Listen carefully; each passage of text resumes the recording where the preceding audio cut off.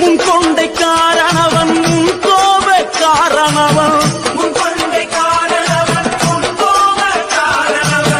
சந்தன பொட்டுக்கார சபரிமலை காவக்கார எங்க கருப்பசாமி அவர் எங்க கருப்ப சாமி சாமி சாமி